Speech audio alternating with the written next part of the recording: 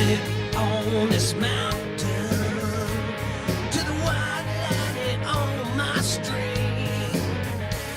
From picking on this old banjo, the guitar sitting on my knee. Yeah. For the love and respect of the music, this is bridging the gap. For the love and respect of the music, this is bridging the gap. Oh, here. Hi, I'm John Akyuz. I'm the host for Bridging the Gap. Bridging the Gap is about the respect and understanding from bluegrass, country, blues, rock and roll, and heavy metal. And today we're talking about heavy metal. I'm Fish Fisher. I suppose I'm here talking about, I got a southern rock, southern metal band up in Toledo, Detroit area, called Society's Ugly Son. And actually we're releasing our 7th album, I think, maybe 8th by this point, here in 2018. It's called Gentlemen, Creatures, and Robots. And it's a 4-man metal band, always been the same lineup pretty much. And guitar players Jay Jarrett and bass players Justin Fuller, and the drummer is James Graham. And we hope to check us out. My name is Hi.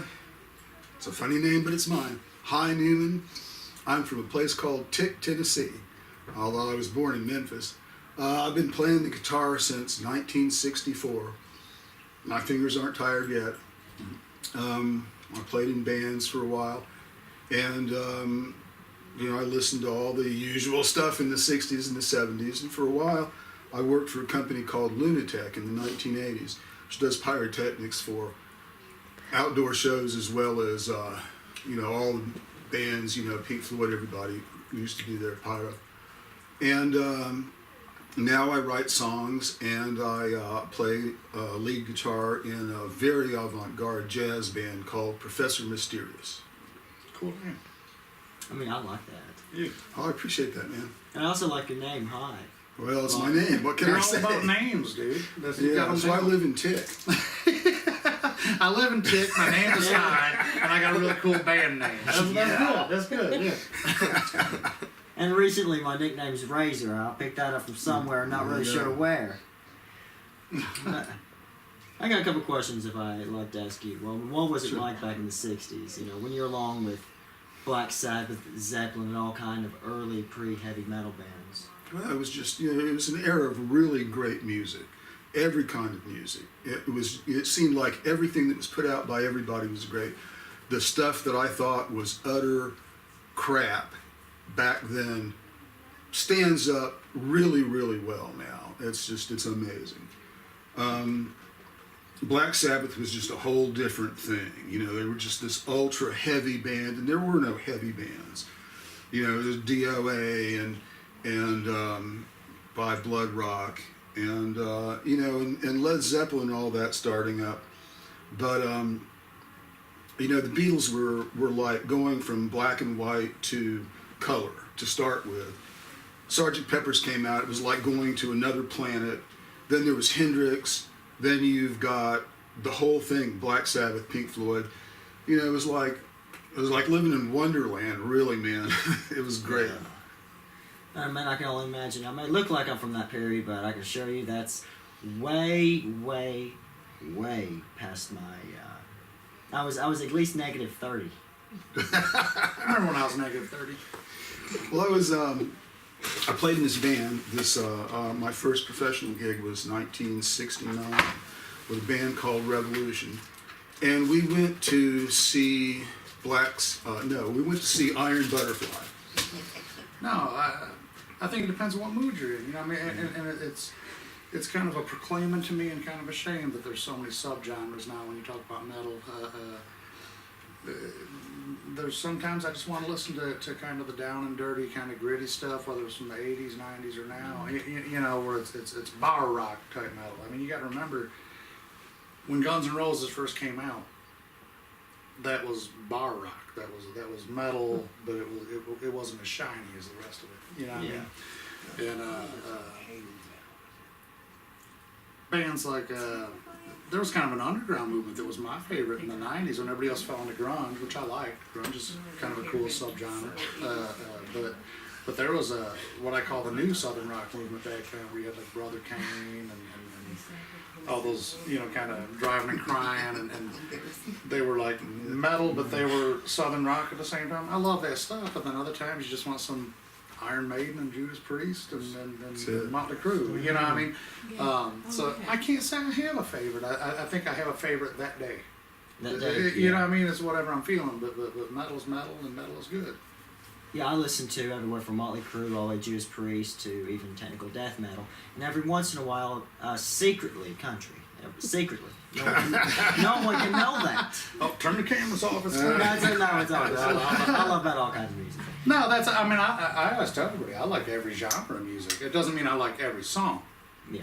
Because that means you have no predetermination of what's good or not. But I like whatever's the best of any genre of music, and the same would be for metal. I mean, we were talking earlier about Texas Hippie Coalition and stuff like that. My band's played with them before, and they are the pinnacle of Texas rock to me of what's going on now. You know, once we lost Pantera, somebody had to have a baby, and they made Texas Hillbilly Coalition.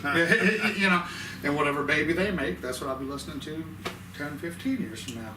But that's a very different genre than what we were talking about. You know, if you want to sit down with that, or if you want to say to yourself, well, right now I want some White Zombie, you know, and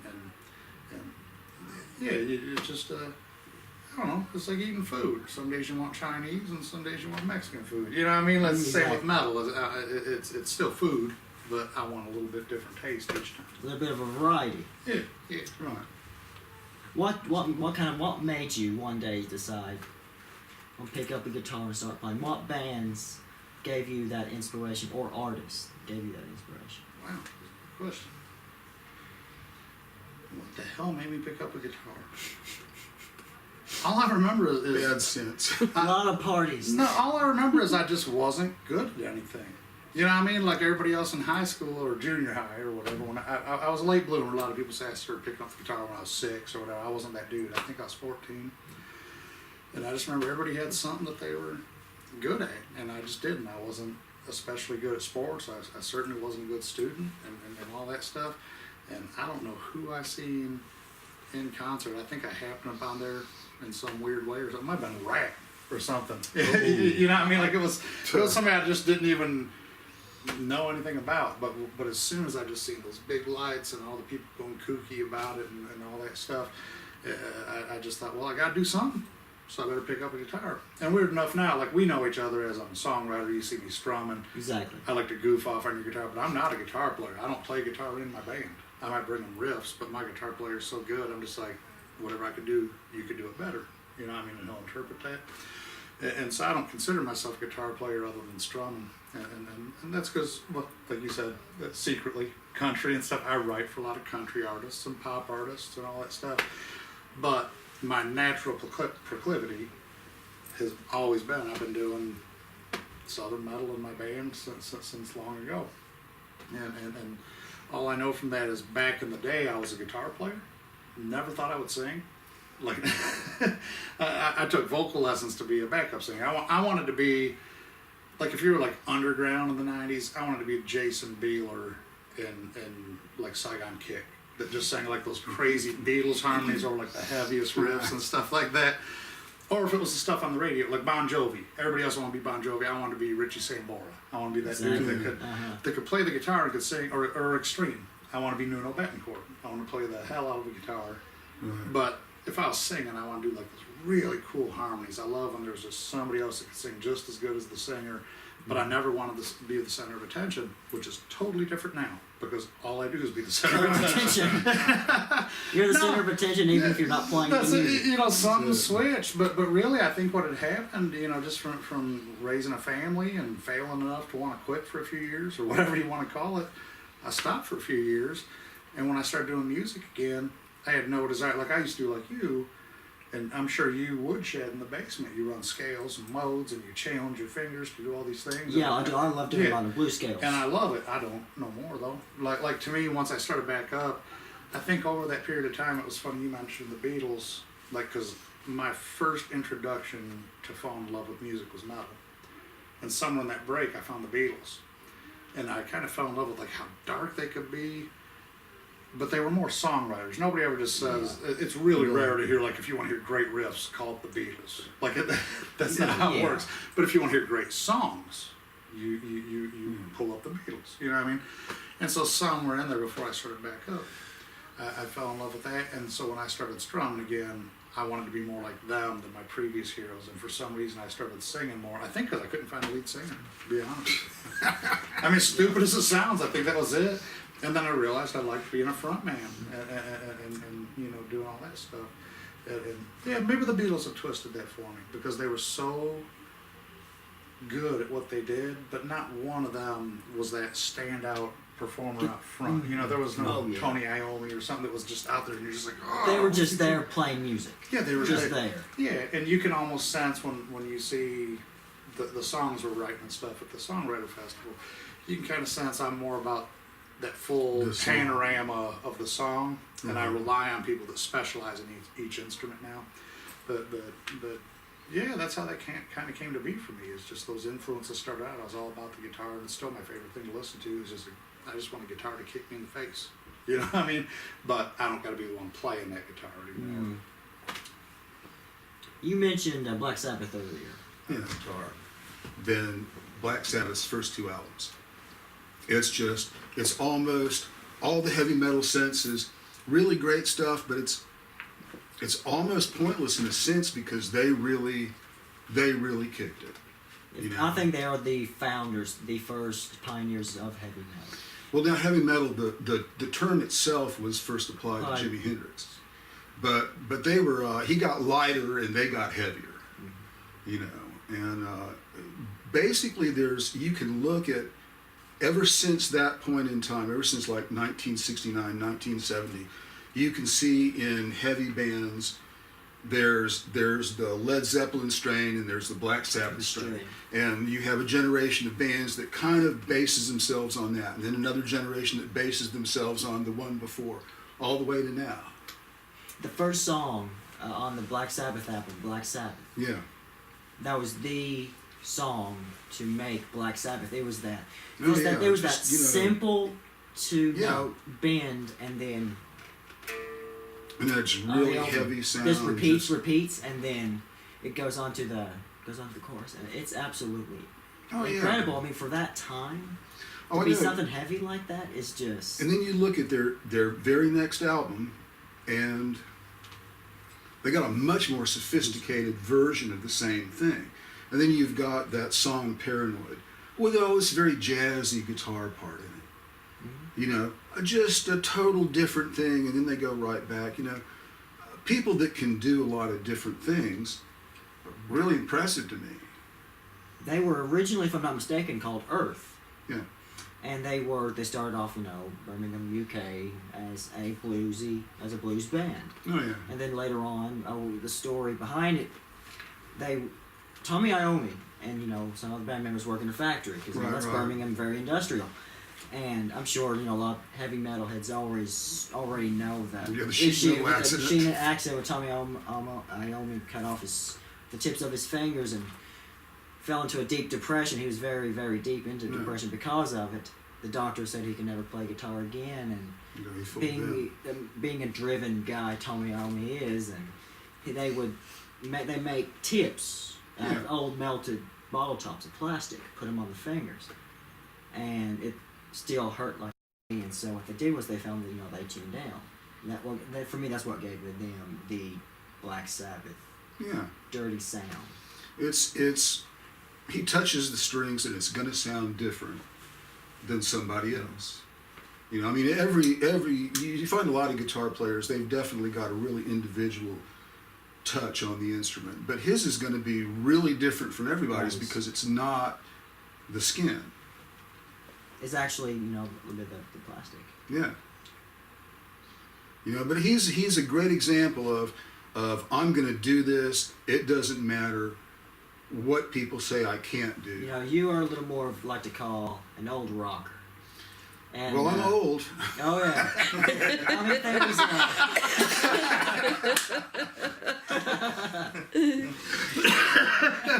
But if you were to have, any advice, because you've been playing like 64. If there's any advice you can give to new guitar players or maybe intermediate guitar players, if you could give them any advice. Get a good lawyer. Okay. It doesn't hurt to have a gun too, but get a good lawyer. Now, just what you got to do with the guitar is you just have to have fun with it. If you can, when you first start playing the guitar, if you can only stand it 15 minutes a day, great. Play it 15 minutes a day. If you play it for 10 hours and fall asleep with it and your parents wake you up in the morning and throw things at you, do it, The way you find your way around, you can take the classical guitar method, and you can learn.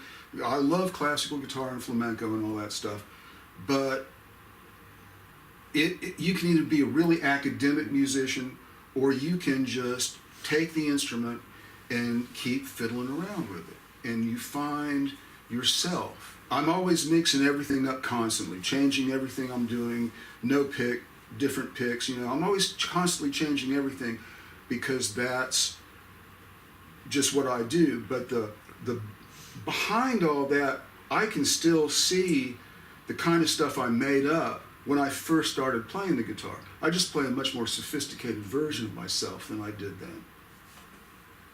I think that's great advice.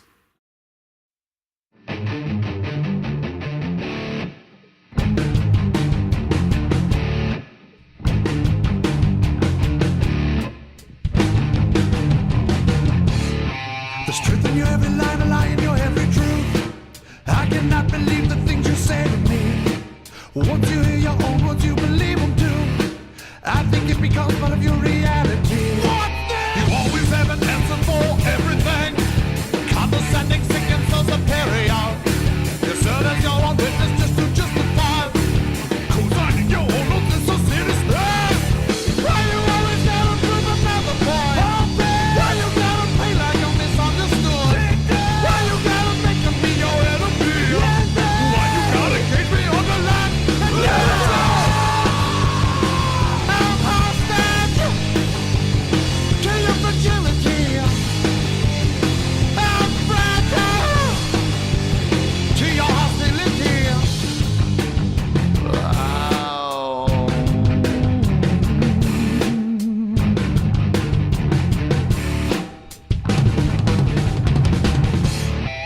You've mistaken your insecurity. Once again, my friend, for humility. You hold yourself in the center of your every move executed strategically. I ain't even talking about compromise. I ain't even calling out your selfish lies. I don't wanna bitch about how much you bitch, like the world that owes you an entitlement. Why you always gotta prove another point? Why you gotta play like you're misunderstood? Why you gotta make me your enemy? Why you gotta cage me under lock? I'm hostage to your fragility. Then I'm fragile to your hostility.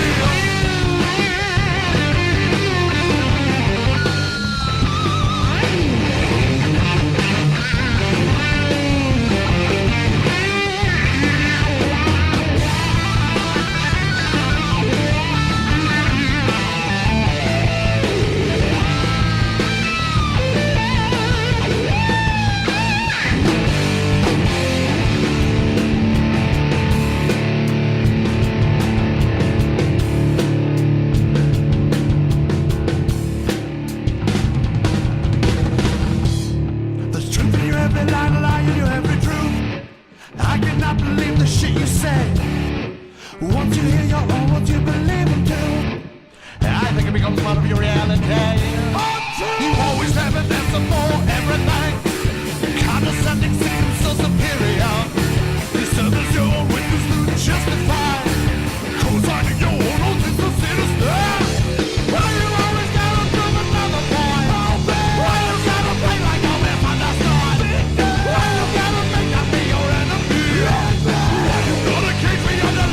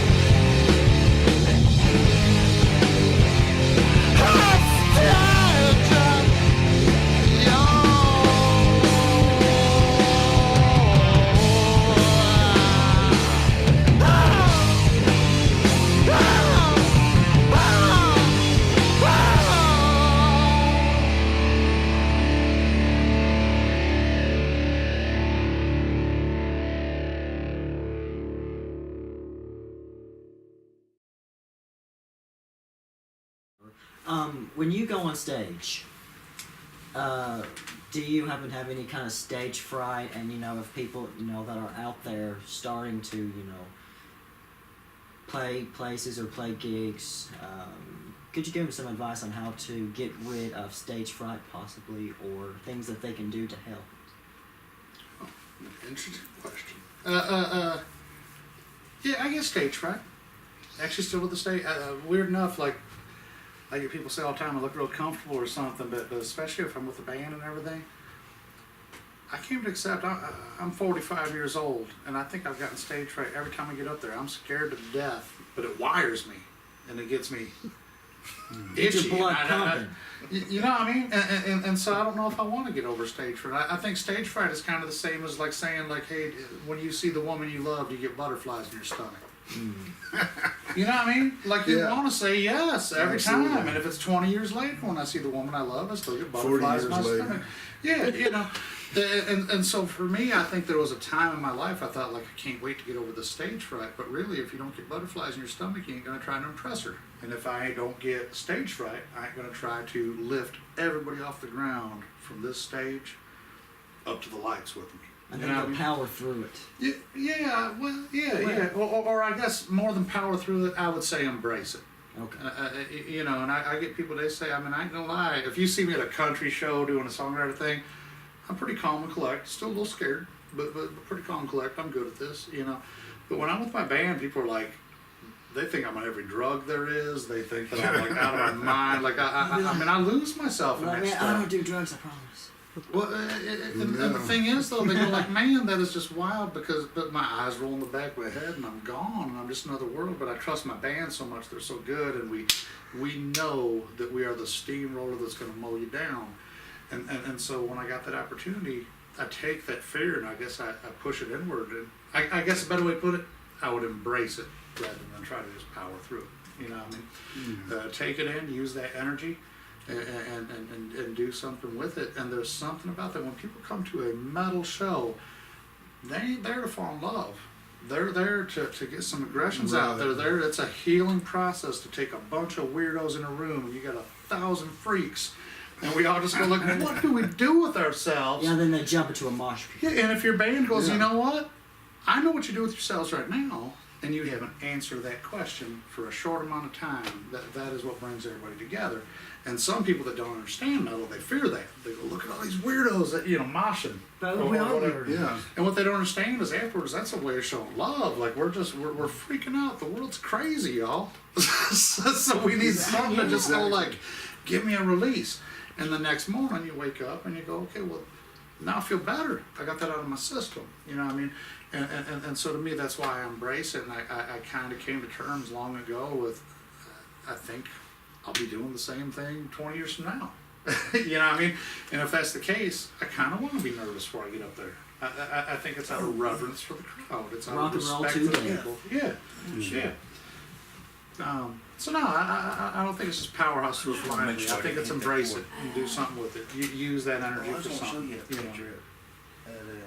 One thing with heavy metal, especially along the heavier version, maybe let's take groove metal. Like you mentioned, some of his favorite bands, like what was it, THC, or Pantera, good groove metal. They also, another term is called post thrash. It's pretty much thrash metal, but you turn the tempo down a little bit. I'll play just about any kind of heavy metal, any kind of metal. It's from black metal to pre-metal of maybe Zeppelin or Black Sabbath, and I love just about any kind of heavy metal. I mean, it's not every song, but every good song. Yes. There you go. Every song that means that really clicks inside of me. And I'm gonna do a little bit of a demonstration on groove metal. I've been working on that the past couple days, but for some reason I cannot do one genre at a time. I'm doing blues, I'm doing heavy, I'm doing groove, I'm even doing acoustic. There is no reason not to mix them. Exactly. I do a lot of blues mixed with late 70s, early 80s, even 90s heavy metal, but this is a little bit of groove. I'm tuned down to drop D, which is a full step down.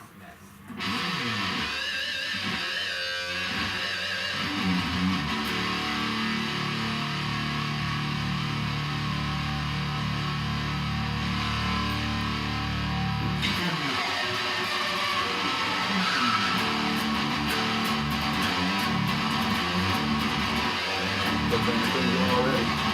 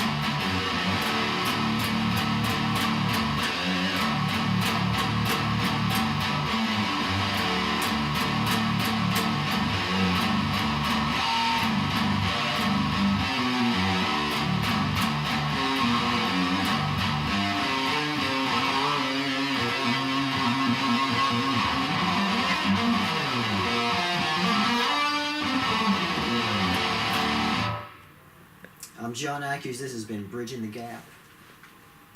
I'm Fish Fisher. This has been Bridging the Gap. My name's Hi. We're bridging all them gaps.